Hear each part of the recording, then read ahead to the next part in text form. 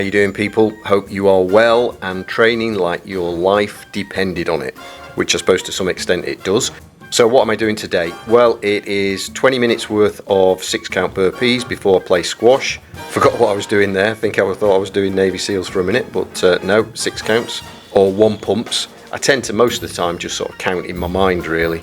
Yeah, so this is a session I like to do, either 20 minutes of these or 20 minutes of Navy SEALs before I play squash. Give myself about 10 minutes break after this and then see if I can hit that ball in a straight line. I do quite a few of these sessions on a squash court because I can just sort of hide away and do my own thing. I see a lot of you guys sometimes and you're outside or in those outdoor gyms and having a good session, but there's people around and kids moving about. If I go outside, I've really got to find quite a private spot, really, quiet spot anyway. The worst thing for me is if someone starts talking to you or kids come around kicking a football. I think once I've started the session, I'm in a zone and I tend to try and be focused on what I'm doing, and people around me just take me out of that zone, really.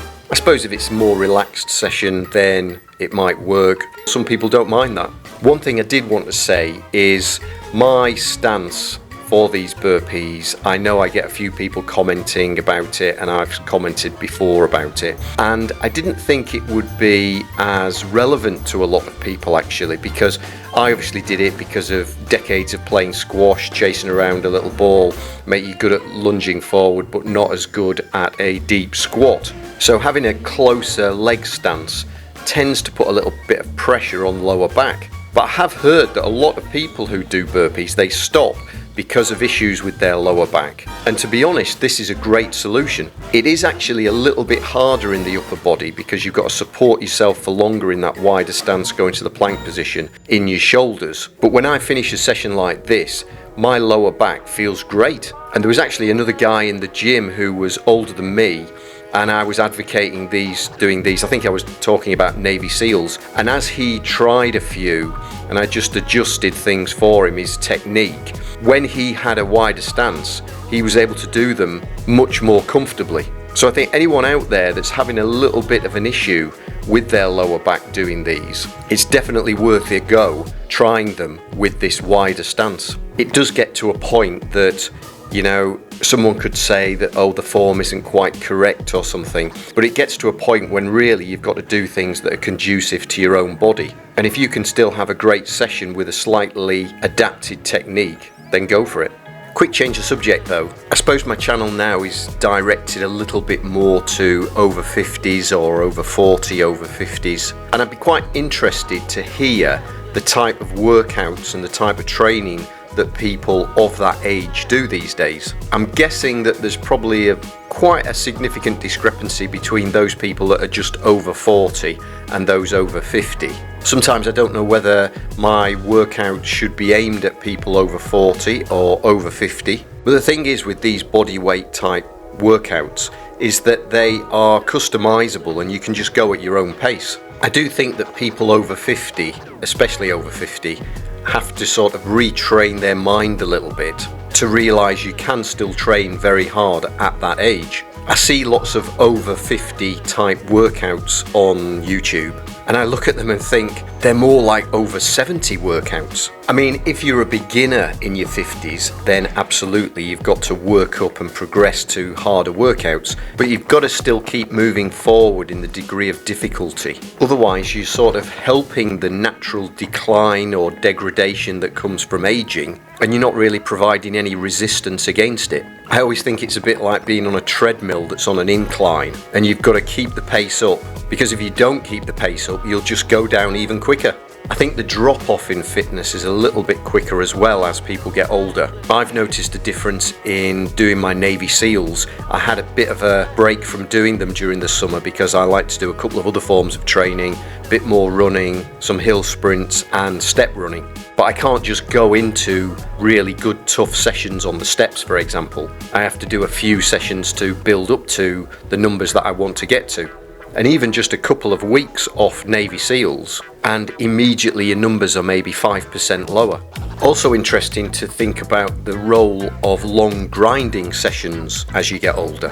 But I think for me, the intensity is more important than a long grind. I mean, I could have a 50-minute workout, which I guess is still quite a long workout, but the intensity of it might be high for at least 40 minutes. I don't think now I'm in the market for an hour and a half session at a sort of a zone 2 type level, which, if it was burpees, would still be good from a strength point of view. But I think I'd prefer to do 40 or 50 minutes at a higher intensity. I suppose you do have to keep one eye on the fact that you want your joints, your ligaments and tendons to last you well into old age. I think you get away with long grinding sessions when you're younger, but as you're older, I think a compromise is probably the sensible thing to do while still maintaining a high level of intensity. I'm sort of toying with the idea at the moment that to concentrate on Navy SEALs for a little bit. I focused on them a bit earlier this year and managed to get 150 in 20 minutes, but I'm now thinking,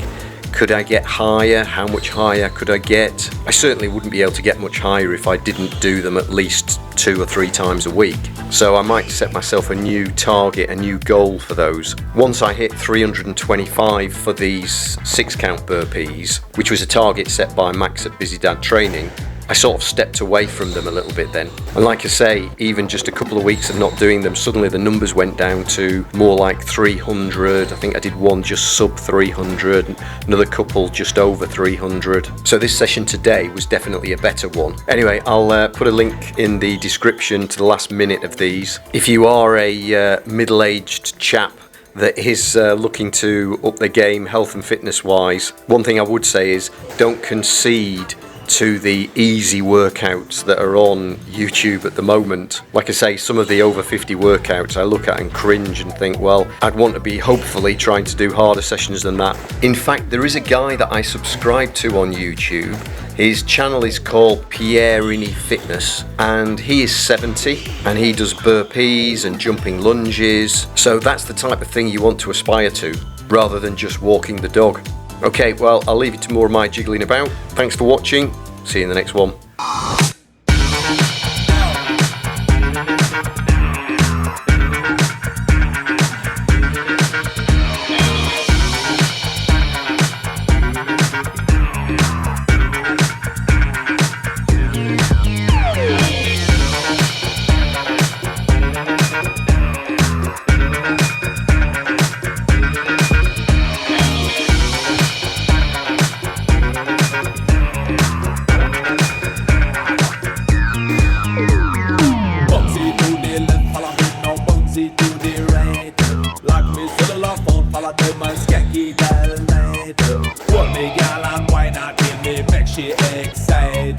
Everybody move them body, red, green and the light.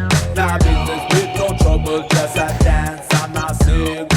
Move your body, jump in at the hero, so we swing. Songs about the passion, songs about bell ring. Open this cookie, we rock it till the morning. What we do?